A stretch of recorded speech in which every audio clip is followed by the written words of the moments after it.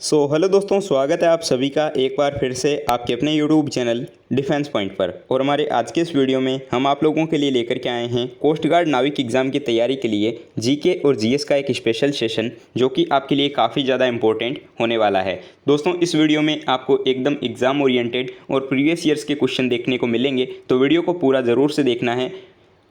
और इसके साथ ही आपको बोलना चाहूँगा कि अगर आप लोग हमारे चैनल पर पहली बार आए हैं तो चैनल को सब्सक्राइब कर लें और बेल आइकन को प्रेस कर लें, ताकि आप लोगों को हमारे द्वारा दिए जाने वाले सभी लेटेस्ट अपडेट्स मिलते रहें। तो चलिए शुरू करते हैं आज का ये वीडियो बिना किसी देरी के। तो देखिए, फर्स्ट क्वेश्चन जो कि आपको दिया गया है कि किस गुप्त शासक को भारत का नेपोलियन कहा जाता है। दोस्तों, आप लोगों को पता होगा कि ये क्वेश्चन जो है आपके नेवी और एयरफोर्स के एग्ज़ाम में प्रीवियस ईयर्स में काफ़ी बार पूछा जा चुका है, तो आपके कोस्ट गार्ड के लिए भी काफ़ी इंपॉर्टेंट हो जाता है। तो बात हुई है भारत का नेपोलियन। तो भारत का नेपोलियन जो है कहा जाता है समुद्रगुप्त को। तो करेक्ट आंसर दोस्तों इस क्वेश्चन के लिए हमारा हो जाता है Samudragupta, option C.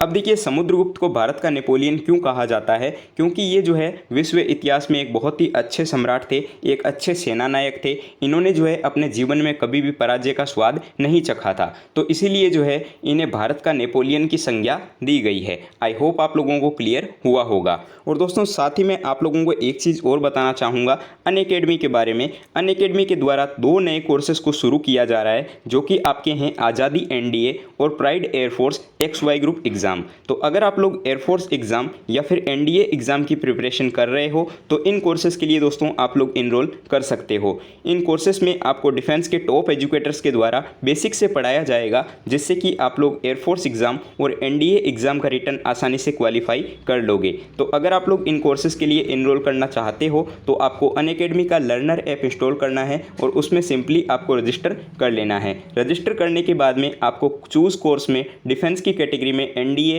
Air force XY और नेवी को सिलेक्ट कर लेना है और उसके बाद में वहाँ से एक सब्सक्रिप्शन प्लान को चूज़ करना है। दोस्तों, जैसे ही आप लोग सब्सक्रिप्शन प्लान को चूज़ कर लेंगे, आपसे पूछा जाएगा रेफरल कोड। तो दोस्तों, रेफरल कोड में आप लोगों को डिफेंस पॉइंट ज़रूर से डाल देना है, जिससे कि अच्छा खासा डिस्काउंट आप लोगों को देखने को मिल जाएगा। तो इस तरीके से आप लोग इन कोर्सेज़ के लिए इनरोल कर सकते हो। सारी लिंक्स जो है आप लोगों को हमारे इसी वीडियो के नीचे डिस्क्रिप्शन बॉक्स में दी गई है। तो चलिए दोस्तों, अब हम बढ़ते हैं हमारे नेक्स्ट क्वेश्चन की तरफ। तो अब देखिए क्वेश्चन नंबर 2, और यहाँ पर इस क्वेश्चन में बोला गया है कि आयुर्वेद के प्रसिद्ध विद्वान चरक इनमें से किसके राज दरबार में थे। ठीक है, तो चरक कौन थे? तो चरक जो है ये एक आयुर्वेदाचार्य थे, जो कि कुषाण शासक कनिष्क के राज दरबार में आयुर्वेदाचार्य थे। ठीक है, तो यहाँ पर जो है हमारा इस क्वेश्चन के लिए राइट आंसर हो जाएगा ऑप्शन नंबर सी, कनिष्क। ठीक है, और इन्होंने जो है एक पुस्तक भी लिखी थी, जिसके रिलेटेड भी काफ़ी बार एग्जाम में क्वेश्चन पूछा जाता है। तो चरक द्वारा लिखी गई पुस्तक जो है वो चरक संहिता थी, और ये जो पुस्तक है आयुर्वेद के ऊपर आधारित थी। क्लियर हो गया? चलिए बढ़ते हैं अब हमारे नेक्स्ट क्वेश्चन की तरफ। तो देखिए क्वेश्चन नंबर 3, ये क्वेश्चन जो है दोस्तों आपके यूपीएससी CDS एग्ज़ाम में आ चुका है और काफ़ी अच्छा क्वेश्चन हो जाता है, इसलिए मैंने यहाँ पर इसको ऐड किया है। यहाँ पर क्वेश्चन दिया गया है कि भारत में किस स्थान को सिराज ए हिंद, ठीक है, सिराज ए हिंद के नाम से जाना जाता है। ऑप्शंस दिए गए हैं अजमेर, जौनपुर, आगरा या फिर इनमें से कोई नहीं। तो देखिए जौनपुर, ठीक है, उत्तर प्रदेश में है जौनपुर आपके। इस ज़िले को जो है सिराज ए हिंद के नाम से भी जाना जाता है। इसके पीछे का रीज़न ये है कि यहाँ पर जो है साहित्य और स्थापत्य कला का विकास जो है काफ़ी ज़्यादा हुआ था, तो इसलिए जौनपुर को जो है सिराज ए हिंद के नाम से जाना जाता है। यूपीएससी CDS एग्ज़ाम में ये क्वेश्चन जो है आ चुका है। ठीक है, तो काफ़ी इंपॉर्टेंट हो जाता है। चलिए बढ़ते हैं अब हमारे नेक्स्ट क्वेश्चन की तरफ। तो देखिए क्वेश्चन नंबर 4, और यहाँ पर क्वेश्चन में बोला जा रहा है कि भारत में सर्वप्रथम चांदी का सिक्का किसने प्रारंभ किया था। ठीक है, चांदी का सिक्का भारत में। ऑप्शंस दिए गए हैं अकबर, अलाउद्दीन खिलजी, बख्तियार खिलजी या फिर शेर शाह। तो देखिए भारत में चांदी का सिक्का जो है वो शेर शाह सूरी ने प्रारंभ किया था, और ये जो सिक्का जारी हुआ था इसे रुपया कहा गया था। ठीक है, इसे क्या कहा गया था? इसे कहा गया था रुपया। तो करेक्ट आंसर दोस्तों हमारा इस क्वेश्चन के लिए हो जाता है option number D, Sher Shah. Clear हो गया? चलिए अब देखिए क्वेश्चन नंबर 5, और यहाँ पर आपको इस क्वेश्चन में बोला जा रहा है कि महात्मा गांधी इनमें से किससे संबंधित नहीं है, यानी कि इनमें से जो है किसके साथ में महात्मा गांधी का संबंध नहीं है। ऑप्शंस दिए गए हैं होम रूल आंदोलन, असहयोग आंदोलन, सविनय अवज्ञा आंदोलन या फिर भारत छोड़ो आंदोलन। तो दोस्तों आप लोगों को पता होगा और काफ़ी बार आप लोगों ने इसे पढ़ भी रखा होगा कि होम रूल लीग का आंदोलन जो हुआ था उसमें जो है महात्मा गांधी का कोई रोल नहीं था। महात्मा गांधी जो है होम रूल लीग से जुड़े हुए नहीं थे। 1916 में जो है भारत में 2 होम रूल लीग की स्थापना हुई थी। कब हुई थी? 1916 यानी कि 1916। एक की जो है की थी बाल गंगाधर तिलक ने और दूसरे की थी एनी बेसेंट ने। ठीक है, ये भी आपको याद रख लेना है, काफ़ी बार जो है एग्ज़ाम में आपको देखने को मिलता है। तो चलिए अब हम बढ़ते हैं हमारे नेक्स्ट क्वेश्चन की तरफ। तो अब देखिए दोस्तों क्वेश्चन नंबर 6 और यहाँ पर आपको क्वेश्चन दिया गया है कि इंडिया डिवाइडेड नामक पुस्तक जो है वो किसके द्वारा लिखी गई है। काफ़ी इंपॉर्टेंट क्वेश्चन हो जाता है, काफ़ी बार जो है एग्ज़ाम में यहाँ से क्वेश्चन आ चुका है। तो इंडिया डिवाइडेड नामक पुस्तक जो है ये लिखी गई है डॉक्टर राजेंद्र प्रसाद के द्वारा, यानी कि इसके लेखक हैं डॉक्टर राजेंद्र प्रसाद। तो करेक्ट आंसर हमारा हो जाता है इस क्वेश्चन के लिए option number B, doctor Rajendra Prasad. इसके अलावा अगर हम दूसरे ऑप्शंस की बात करें, क्योंकि यहाँ से भी जो है काफ़ी इंपॉर्टेंट क्वेश्चन बनते हैं, तो देखिए मोहनदास करमचंद गांधी यानी कि एम.के. गांधी द्वारा जो लिखी गई पुस्तक है उसका नाम है हिंद स्वराज। ये क्वेश्चन भी काफ़ी बार जो है आपके एसएससी रेलवे तक के एग्ज़ाम में आता है, तो आपको भी याद रख लेना है। अगर बात की जाए जवाहरलाल नेहरू की, तो इन्होंने भी एक पुस्तक लिखी है जिसका नाम है डिस्कवरी ऑफ इंडिया। ये क्वेश्चन भी जो है आपके एयरफोर्स के वाई ग्रुप एग्जाम में प्रीवियस ईयर में आ चुका है, तो आपके लिए काफ़ी ज़्यादा इंपॉर्टेंट हो जाता है। लास्ट ऑप्शन आपको दिया गया है मौलाना अबुल कलाम आज़ाद। तो इनके द्वारा जो पुस्तक लिखी गई थी उसका नाम था इंडिया विंस फ्रीडम। देखिए दोस्तों आपके एग्ज़ाम में पुस्तक से रिलेटेड जो है एक क्वेश्चन बनता है, तो आपको जो है यहाँ से याद रखना है और जो भी मैं क्वेश्चन आपको करवा रहा हूँ इनको रिकॉल करना है, इनको जो है वीडियो को बार बार देखना है, जिससे कि आप लोगों की प्रिपरेशन काफ़ी स्ट्रॉन्ग हो जाएगी। ठीक है, आई होप आप लोगों के सारे ऑप्शंस क्लियर हो गए होंगे। तो चलिए अब हम बढ़ते हैं हमारे नेक्स्ट क्वेश्चन की तरफ। तो अब देखिए क्वेश्चन नंबर 7। यहाँ पर आपको क्वेश्चन में बोला जा रहा है कि भारत के निम्नलिखित में से किस क्षेत्र में मैंग्रोव वन पाए जाते हैं। ये क्वेश्चन भी काफ़ी बार एग्जाम में आता है और आई होप आप लोगों को इसका आंसर भी जो है पता होगा। ऑप्शंस दिए गए हैं ब्रह्मपुत्र घाटी में, गंगा डेल्टा में, नर्मदा डेल्टा में या फिर महानदी घाटी में। तो देखिए मैंग्रोव वन, तो मैंग्रोव वन जो है ये आपके गंगा डेल्टा में पाए जाते हैं। तो राइट आंसर हमारा इस क्वेश्चन के लिए हो जाता है ऑप्शन नंबर बी, मैंग्रोव वन, जो कि गंगा डेल्टा में पाए जाते हैं। और यहाँ पर देखिए सुंदरी नामक वृक्षों की अधिकता है, इसके कारण यहाँ के जो मैंग्रोव वन हैं इनको सुंदर वन के नाम से भी जानते हैं। ये क्वेश्चन भी काफ़ी बार आता है। आई होप आप लोगों को क्लियर हो गया होगा। तो अब देखिए दोस्तों क्वेश्चन नंबर 8 और यहाँ पर क्वेश्चन दिया गया है कि भारत का सबसे बड़ा कोयला भंडार कहाँ पाया जाता है। ऑप्शंस के अकॉर्डिंग आपको बताना है। तो ऑप्शंस दिए गए हैं आंध्र प्रदेश, बिहार, झारखंड या फिर मध्य प्रदेश। तो भारत का जो सबसे बड़ा कोयला भंडार है ये आपका झारखंड में है। तो यहाँ पे राइट आंसर हो जाता है ऑप्शन नंबर सी, झारखंड। इसके अलावा अगर दूसरे ऑप्शंस की बात की जाए या फिर ये बात की जाए कि कहाँ पर कोयला सबसे ज़्यादा पाया जाता है, तो आपको याद रखना है उड़ीसा, छत्तीसगढ़ और झारखंड, इन तीनों जगह पर जो है काफ़ी प्रचुर मात्रा में कोयला पाया जाता है। क्लियर हो गया। चलिए अब देखिए क्वेश्चन नंबर 9 और यहाँ पर क्वेश्चन दिया गया है कि निम्नलिखित नगरों में से कौन कर्क रेखा के सबसे नज़दीक है। आपको याद होगा, अगर आप लोगों ने नाविक एग्ज़ाम का प्रीवियस ईयर का पेपर दिया था तो आपको पता होगा कि कर्क रेखा से रिलेटेड एक क्वेश्चन जो है पूछा गया था। तो ये क्वेश्चन भी आपके लिए स्पेशल है। देखिएगा कि कर्क रेखा के सबसे नज़दीक नगर कौन सा है। ऑप्शन दिए गए हैं रायपुर, इम्फाल, आइजोल या फिर अगरतला। ठीक है, अगर कर्क रेखा की मैं बात करूं तो कर्क रेखा जो है वो उत्तरी गोलार्ध में भूमध्य रेखा के समानांतर 23 डिग्री और 30 मिनट पर स्थित है। और इसके सबसे नज़दीक नगर की अगर बात की जाए तो ये आपका हो जाता है आइजोल। तो करेक्ट आंसर होगा ऑप्शन नंबर सी, आइजोल। अब देखिए दोस्तों क्वेश्चन नंबर 10।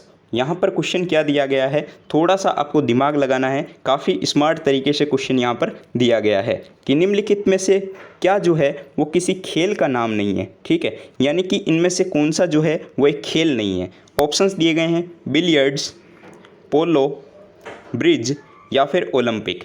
तो आपको पता होगा अभी रिसेंटली जो है ये क्वेश्चन आपके लिए बन जाता है। तो देखिए ओलंपिक ये जो है कोई खेल नहीं है। ठीक है, ओलंपिक एक खेल का नाम नहीं है, जबकि बिलियर्ड्स, पोलो और ब्रिज ये तीनों जो है खेल है। तो करेक्ट आंसर हो जाता है ऑप्शन नंबर डी।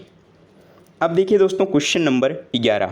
यहाँ से क्वेश्चन काफ़ी स्पेशल और इम्पोर्टेंट हो जाता है। ये देखिएगा क्वेश्चन में क्या बोला गया है कि पंचायती राज का मुख्य उद्देश्य क्या है, यानी कि द मेन ऑब्जेक्टिव ऑफ पंचायती राज। तो पंचायती राज का मुख्य उद्देश्य क्या है, तो इसका काम है कि जनता को विकासमूलक प्रशासन में भागीदारी योग्य बनाना। ठीक है, तो यहाँ पे राइट आंसर हमारा हो जाता है ऑप्शन नंबर डी कि पंचायती राज का मुख्य उद्देश्य है कि जनता का विकासमूलक प्रशासन में भागीदारी योग्य बनाना। क्लियर हो गया। चलिए अब देखिए क्वेश्चन नंबर 12।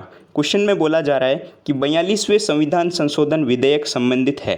तो 42वां संविधान संशोधक विधेयक जो है वो किससे संबंधित है ये बताना है। ऑप्शंस दिए गए हैं कि नागरिकों के मौलिक कर्तव्यों से, संपत्ति के अधिकार से, राज्यपाल के विशेषाधिकार से, या फिर उपरोक्त में से कोई नहीं। तो यहाँ पे राइट आंसर हो जाता है ऑप्शन नंबर ए, नागरिकों के मौलिक कर्तव्यों से। ठीक है, चलिए देखिए क्वेश्चन नंबर 13। ये क्वेश्चन भी काफ़ी स्पेशल है, ध्यान से देखिएगा। तो क्वेश्चन बोला जा रहा है कि guilty man of Indian partition नामक पुस्तक जो है ये किसके द्वारा लिखी गई है। Guilty man of Indian partition ये पुस्तक जो है लिखी गई है डॉक्टर राम मनोहर लोहिया के द्वारा। तो राइट आंसर होगा ऑप्शन नंबर बी। अब देखिए दोस्तों क्वेश्चन नंबर 14। ये क्वेश्चन भी जो है आपके प्रीवियस ईयर के अकॉर्डिंग काफ़ी इंपॉर्टेंट हो जाता है। एसएससी, रेलवे और डिफेंस तीनों एग्जाम्स में जो है काफ़ी बार आ चुका है, काफ़ी बार जो है सेम शिफ्ट में रिपीट भी होता है। तो ध्यान से देखिएगा कि भारत का राष्ट्रीय पंचांग जो है वो किस संवत पर आधारित है। ठीक है, ऑप्शंस दिए गए हैं विक्रम संवत, कली संवत, शक संवत, या फिर इनमें से कोई नहीं। तो भारत का राष्ट्रीय पंचांग जो है वो आधारित है शक संवत पे। तो राइट आंसर हो जाता है ऑप्शन नंबर सी, शक संवत। क्लियर है। चलिए अब देखिए क्वेश्चन नंबर 15। यहाँ पर क्वेश्चन काफ़ी स्पेशल तरीके से दिया गया है कि निम्नलिखित में से कौन सा युग्म जो है वो सुमेलित नहीं है। ऑप्शंस दिए गए हैं जोग जलप्रपात जो कि कर्नाटक में है, पापनाशम जो कि हिमाचल प्रदेश में है, धुआंधार जो कि मध्य प्रदेश में बताया गया है, और हुंडरू जो कि झारखंड में बताया गया है। तो यहाँ पर देखिए राइट आंसर क्या हो जाएगा, पापनाशम जो कि हिमाचल प्रदेश में नहीं है। तो राइट आंसर हो जाता है ऑप्शन नंबर बी, पापनाशम। ठीक है, चलिए अब देखिए क्वेश्चन नंबर 16। यहाँ पे बोला जा रहा है कि इनमें से कौन सा युग्म जो है वो सुमेलित नहीं है। ऑप्शंस दिए गए हैं सांबर झील राजस्थान, लोनार झील मध्य प्रदेश, चिल्का झील उड़ीसा, कोलेरू झील आंध्र प्रदेश। तो यहाँ पे जो है दोस्तों राइट आंसर हमारा हो जाएगा ऑप्शन नंबर बी, लोनार झील मध्य प्रदेश, क्योंकि ये मध्य प्रदेश में नहीं महाराष्ट्र में स्थित है। तो राइट आंसर होगा ऑप्शन नंबर बी। जबकि सांबर झील राजस्थान में, चिल्का झील उड़ीसा में और कोलेरू झील आंध्र प्रदेश में स्थित है। और आपको पता भी होगा कि INS चिल्का पे ही जो है आपकी कोस्ट गार्ड की ट्रेनिंग भी होती है और साथ ही में इंडियन नेवी की भी ट्रेनिंग होती है। ठीक है, चलिए अब देखिए क्वेश्चन नंबर 17। यहाँ पर क्वेश्चन में बोला जा रहा है कि पृथ्वी की आंतरिक संरचना के संबंध में सर्वाधिक महत्वपूर्ण जानकारी का स्रोत क्या है। ऑप्शंस दिए गए हैं अप्राकृतिक साधन, भूकंप विज्ञान, ज्वालामुखी क्रिया, या फिर प्लेट विवर्तनिक। तो राइट आंसर दोस्तों हमारा हो जाता है यहाँ पे भूकंप विज्ञान। ठीक है, यानी कि सिस्मोलॉजी। तो ये जो है वो आपके पृथ्वी के आंतरिक संरचना के संबंध में महत्वपूर्ण जानकारी का स्रोत है भूकंप विज्ञान। ठीक है, चलिए अब देखिए क्वेश्चन 18। यहाँ पर क्वेश्चन में बोला गया है कि भूगर्भ में जिस स्थान पर भूकंपीय तरंगों की उत्पत्ति होती है उस स्थान को क्या कहा जाता है, यानी कि वो स्थान जहाँ से भूकंपीय तरंगों की उत्पत्ति होती है। तो राइट आंसर क्या हो जाएगा, यहाँ पे राइट आंसर हो जाता है ऑप्शन नंबर सी, भूकंप केंद्र, यानी कि अर्थक्वेक सेंटर। ठीक है, चलिए अब देखिए क्वेश्चन नंबर 19। यहाँ पर क्वेश्चन में बोला गया है कि निम्नलिखित में से कौन सा कथन जो है वो सही नहीं है। ऑप्शंस दिए गए हैं कि रिक्टर स्केल भूकंप की तीव्रता मापने का एक यंत्र है। बिल्कुल सही बात है, रिक्टर स्केल से जो है भूकंप की तीव्रता मापी जाती है। ऑप्शन नंबर बी में रिक्टर स्केल एक लॉगरिदम स्केल होता है, ये भी सही है। ये स्केल भूकंप की ऊर्जा को मापता है, ये भी सही है। तो दोस्तों यहाँ पे जो है हमारा राइट आंसर हो जाता है ऑप्शन नंबर डी, इनमें से कोई नहीं, क्योंकि सभी टॉपिक जो है यहाँ पर सभी ऑप्शन जो है वो सही हो जाते हैं। क्लियर हो गया। चलिए अब देखिए दोस्तों आज के इस वीडियो का लास्ट क्वेश्चन जो कि आपको दिया गया है कि अवशिष्ट पर्वत का उदाहरण जो है इनमें से कौन सा नहीं है।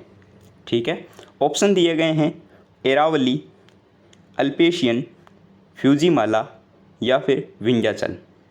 ठीक है, तो इनमें से कौन सा जो है वो अवशिष्ट पर्वत का उदाहरण नहीं है? तो राइट आंसर हो जाता है फूजीमाला। ठीक है, ये जो है एक अवशिष्ट पर्वत का उदाहरण नहीं है। क्लियर हो गया? चलिए अब देखिए आज के इस वीडियो का लास्ट क्वेश्चन, जो कि दोस्तों क्वेश्चन फॉर यू में आप लोगों के लिए हो जाता है। और यहाँ पर इस क्वेश्चन का राइट आंसर क्या होगा आपको दोस्तों नीचे कमेंट बॉक्स में कमेंट करके बताना है। और आपके लिए क्वेश्चन है कि वैज्ञानिक जिन्होंने सर्वप्रथम खोज की थी कि पृथ्वी सूर्य के चारों ओर घूमती है, तो ये किसने बताया था, ये आपको बताना है। ऑप्शंस दिए गए हैं न्यूटन, डाल्टन, कोपरनिकस या फिर आइंस्टीन। आपका जो भी राइट आंसर होगा आपको नीचे कमेंट बॉक्स में कमेंट करके बताना है। और आई होप आप लोगों को सारे क्वेश्चन जो है समझ में आ गए होंगे और आज का हमारा ये वीडियो जो सेशन हुआ आपको थोड़ा बहुत पसंद आया होगा। तो दोस्तों अगर वीडियो पसंद आया हो तो वीडियो को लाइक करना है, चैनल पर नए हो तो चैनल को सब्सक्राइब करना है और अपने दोस्तों के साथ में शेयर करना बिल्कुल भी मत भूलिएगा। मिलते हैं हम एक नए टॉपिक के साथ में नए वीडियो में, तब तक के लिए जय हिंद दोस्तों।